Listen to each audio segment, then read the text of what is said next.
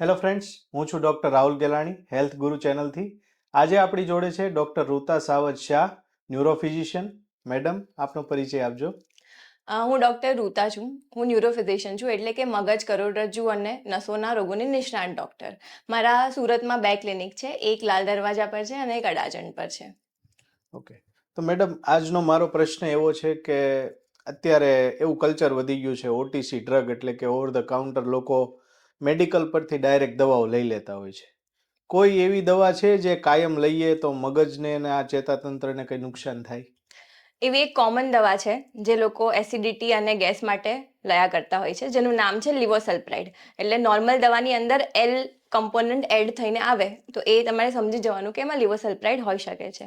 હવે થોડા દિવસ પહેલાં જ મારી પાસે એક પેશન્ટ આવેલું જે 40 વર્ષના આઈટી એન્જિનિયર છે. એમની કમ્પ્લેન એ હતી કે એમને હાથમાં ધ્રુજારી થાય છે અને કામ કરવામાં એ સ્લો થઈ ગયેલા હતા અને એકદમ થાક લાગતો હતો. હવે મેં એમને ચેક કર્યા તો એના પરથી મારું ડાયગ્નોસિસ થઈ ગયેલું કે એમને પાર્કિન્સોનિઝમ છે. પછી મેં એમને હિસ્ટ્રી પૂછી તો એમણે કહ્યું કે હા, એમને ઘણા ટાઈમથી એસિડિટીની તકલીફ રહેતી હતી, તો એ મેડિસિન્સ લયા કરતા હતા આપણે નોર્મલ ફાર્મસીમાંથી, અને એમણે મેડિસિનનું નામ કહ્યું રકુલ એલ, જેની અંદર લિવોસલ્પ્રાઇડ હોય. હવે આ લિવોસલ્પ્રાઇડ દવા એવી દવા છે કે જે લાંબા સમય તમે શરીરમાં લો તો એનાથી તમારા શરીરમાં ડોપામિનનું લેવલ ઓછું થઈ જાય. તો એના લીધે માણસને પાર્કિન્સોનિઝમ જેવું થઈ શકે છે, કેમ કે પાર્કિન્સન્સ નોર્મલી 40 વર્ષમાં જોવા નથી મળતું. બરાબર. મેડમ, મને સમજાવો કે આ પાર્કિન્સન્સ ડિઝીઝ આ સિવાય બીજા કયા કયા વસ્તુઓથી થાય અને કેવી રીતે થતું હોય, શું શું આના લક્ષણો છે?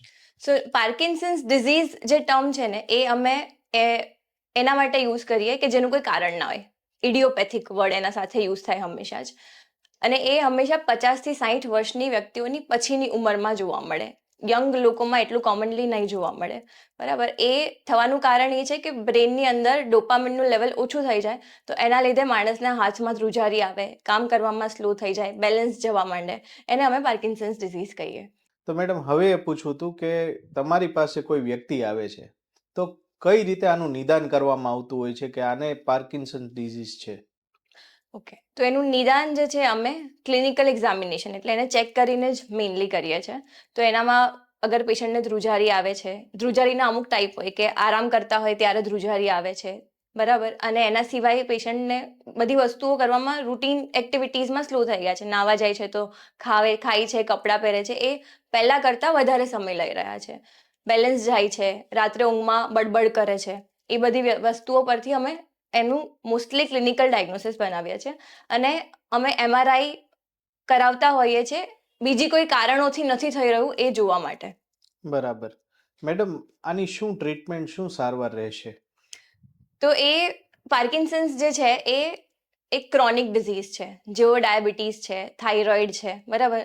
થાઇરોઇડમાં જેમ તમારા શરીરમાં થાઇરોક્સિનની ઉણપ થઈ જાય છે તો તમે બહારથી થાઇરોક્સિન આપો છો, એમ જ પાર્કિન્સન્સમાં તમારા શરીરમાં ડોપામિનની ઉણપ થઈ જાય છે તો અમે બહારથી ડોપામિન આપીએ છીએ. તો એનું ટ્રીટમેન્ટ છે અમે લિવોડોપા કરીને એક દવા છે જે બહુ વર્ષોથી યુઝ થાય છે, એ જ અમે આપીએ છીએ. બરાબર. તો મેડમ, હવે તમે ટ્રીટમેન્ટની વાત કરી કે એમાં લીવોડોપા આપવામાં આવે છે. કોઈ નેચરલ એવી વસ્તુઓ છે, કોઈ એવી વસ્તુ છે જે વ્યક્તિ રોજિંદા જીવનમાં કરી શકે અને એના શરીરમાં ડોપામિન વધારે બને? રૂટીન એક્ટિવિટીઝ જેમ કે તમે એક્સરસાઇઝ કરો, જોગિંગ કરો, તમને કોઈ એક્ટિવિટીમાં ઇન્ટરેસ્ટ છે, કોઈ સ્પોર્ટ્સમાં ઇન્ટરેસ્ટ છે એ કરો, તમને ડાન્સિંગ ગમે છે, તમને સિંગિંગ ગમે છે, જે તમારા શોખ છે એ કરો, મ્યુઝિક સાંભળવાથી, એ બધી વસ્તુઓ કરવાથી તમારા શરીરમાં ડોપામિનનું લેવલ વધતું હોય છે. બરાબર.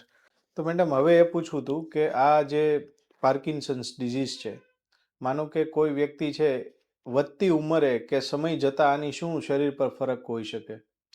સો આપણે પાર્કિન્સન્સની ટ્રીટમેન્ટ સ્ટાર્ટ કરીએ તો એનાથી અમે એવું એક્સપેક્ટ કરીએ કે ઇનિશિયલ મતલબ સ્ટાર્ટિંગના થોડા વર્ષોમાં એમને કંટ્રોલ સારો રહેશે. 5-6 વર્ષ પછી કદાચ દવાઓની અસર પણ જેટલી પહેલા વર્ષે આવતી હતી એટલી નહીં આવશે. ધીરે ધીરે દવાઓનો રિસ્પોન્સ પણ ઓછો થતો જાય, કેમ કે જે રોગ છે એ જ વધતો જાય. તો મેડમ, હવે સવાલ એ પૂછો હતો કે સપોઝ મારા ફેમિલીમાં કોઈને પાર્કિન્સન્સ ડિઝીઝ છે તો મને થવાના ચાન્સીસ કેટલા? માનો કે પિતાને હોય તો બાળકને, એના બાળકને થવાના ચાન્સીસ કેટલા હોય છે? એક્ઝેક્ટ પર્સન્ટેજ તો કોઈને નથી ખબર, પણ જો તમારા ફેમિલીમાં કોઈને પાર્કિન્સન્સ હોય તો તમારા પાર્કિન્સન થવાના ચાન્સીસ મારા કરતાં વધી જાય. બરાબર. અને બીજું કે ફેમિલીમાં જો ચાલતું હોય તો એ લોકોને યંગ એજમાં એટલે 50થી પહેલા પણ પાર્કિન્સન્સ થઈ શકે છે. બરાબર.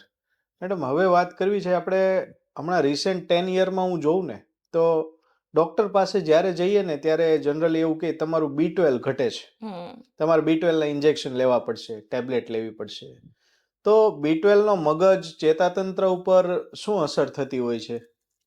B12 અને ફોલિક એસિડ એ બંને એવા વિટામિન છે કે જે તમારી નસોની આજુબાજુ કવર બનાવતા હોય છે. તો જો B12 કે ફોલિક એસિડ ઓછું થઈ જાય તો એ કવરને નુકસાન થાય. તો એના લીધે પગમાં ખાલી ચડે, હાથ પગમાં ઝંઝણાટી થાય, માથામાં ખાલી ચડી જાય, માથું દુખે, આંખમાં દેખાવામાં તકલીફ થઈ શકે, એ બધી સમસ્યાઓ ઊભી થતી હોય છે. એટલે જ્યારે પણ કોઈ ડૉક્ટર પાસે આવી સમસ્યા લઈને જાય તો પહેલું જ કારણ લોકો B12 વિચારે છે. અને આજકાલ આપણી ડાયટ પણ એવી છે કે આપણને પૂરતું B12 નથી મળતું. તો એટલા માટે ડૉક્ટર પહેલા B12 આપતું હોય છે અને B12 લેવાથી કોઈ નુકસાન પણ નથી થવાનું. પછી મેડમ એવું કેવું તો અત્યારે કેફે કલ્ચર આવ્યું સુરતમાં, અમદાવાદમાં, મતલબ મેટ્રો સિટીમાં, જેમાં youngsters generally late night coffee, ચા એવું પીતા હોય છે. તો આ બધા કેફી દ્રવ્યો છે બેઝિકલી જોવા જઈએ તો. તો આ પીણાઓની મગજ ચેતાતંત્ર પર કઈ અસર થતી હોય છે? તો આ બધા પીણાઓ જે છે એ બ્રેઇન સ્ટિમ્યુલન્ટ કહીએ, એટલે કે એ તમારા મગજને વધારે એક્ટિવ કરી દે. તો એના લીધે શું થાય કે અગર તમે 4-5 વાગ્યા પછી આવો પીણાઓનું સેવન કરો છો તો રાત્રે તમારી ઊંઘ જે છે જેની ક્વોલિટી હોવી જોઈએ એટલી ક્વોલિટીમાં મળે નહીં. તો એના લીધે તમારી સ્લીપ ડિસ્ટર્બ થાય. તો એના લીધે અમે એવું સજેસ્ટ કરીએ કે તમે અગર આ પીણાઓ લો છો તો 4 વાગ્યા પછી ઇવનિંગમાં એ પીણાઓ નહીં લેવાના. બરાબર. પછી મેડમ સૌથી અગત્યનો અને મારો ફેવરિટ પ્રશ્ન હું પૂછું કે મગજ અને ચેતાતંત્ર માટે ઊંઘનું કેટલું મહત્વ છે? તો અમે એવું કહીએ કે મગજ અને ચેતાતંત્ર માટે સૌથી ઇમ્પોર્ટન્ટ વસ્તુ જો કોઈ હોય તો એ સ્લીપ છે. કેમ કે તમારા ડાયટ કરતાં પણ ઉપર આવે. રોજે અગર તમે 7થી 8 કલાકની સ્લીપ ના લો તો સ્લીપ એવી વસ્તુ છે કે એ ટાઈમ પર જ તમારા મગજનો કચરો ક્લીન થાય. પણ જો તમે બરાબર ઊંઘ ના લો તો એના લીધે એ કચરો ભેગો થયા કરે, એના લીધે બધા રોગ થાય મગજના. મેડમ આજકાલ યંગસ્ટરમાં અને મિડલ એજના લોકોમાં દારૂનું વ્યસનનું પ્રમાણ ખૂબ વધી ગયું છે. જો હું લાસ્ટ 10 યર 15 યરની વાત કરું ને તો કમ્પેરેટિવલી અત્યારે લગભગ યુવા એવો થઈ ગયો છે જે આલ્કોહોલના રવાડે ચડી ગયો છે. તો આની મગજ અને ચેતાતંત્ર ઉપર પર્ટિક્યુલરલી શું અસર થતી હોય છે? આલ્કોહોલની મગજ પર બહુ વધારે અસર થાય છે. આલ્કોહોલમાં એવા કેમિકલ હોય છે કે જે ડાયરેક્ટ મગજને નુકસાન કરે છે. આલ્કોહોલના સેવનના લીધે અમુક વિટામિનોની ઉણપ થાય છે કે જે મગજ માટે બહુ જ જરૂરી હોય, જેમ કે થાયમિન છે, B12 છે, ફોલિક એસિડ છે. તો એના લીધે મગજને નુકસાન થાય છે. ત્રીજું, આલ્કોહોલના લીધે જે લોહીની વાહિનીઓ હોય છે એમાં બ્લોકેજ થવાના ચાન્સીસ વધી જાય છે. તો એના લીધે સ્ટ્રોક, પેરાલિસિસ લખવું એ બધું વધારે જોવા મળે છે. Thank you madam. I hope કે આપણા વ્યુઅર્સના વિડીયો ખૂબ જ પસંદ આવશે અને તમારી દરેક સલાહ સૂચનને આપણા વ્યુઅર્સ માનશે. Thank you very much for this.